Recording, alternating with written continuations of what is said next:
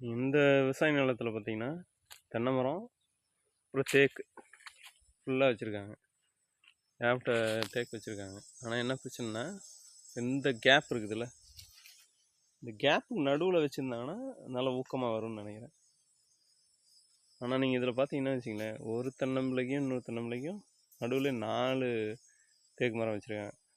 But இது எப்படி ஊக்கம் ஆகும்னு தெரியல. ஏன்னா காற்றோட்டம் நிறையா இருக்கணும் மரம்னா. நீங்கள் இந்த இதுக்கு நடுவுலையும் இதுக்கும் பார்த்தீங்கன்னு வச்சிங்களேன், 1 2 3 4 5 6 செடி வச்சுருக்காங்க. ஸோ இதெல்லாம் எப்படி ஊக்கம் ஆகும்னு எனக்கு தெரியல. பட் ஆனால் நடுவில் வச்சுருந்தாங்கன்னா நல்லா ஊக்கம் ஆகும். இல்லை அப்படின்னா இதுக்கு நடுவில் ஒரு தென்னம்பிள்ளைக்கு இன்னொரு தென்னம்பிள்ளைக்கு 2 செடி வச்சுருந்தாங்கன்னா நல்லா ஊக்கம் வரும்னு நினைக்கிறேன்.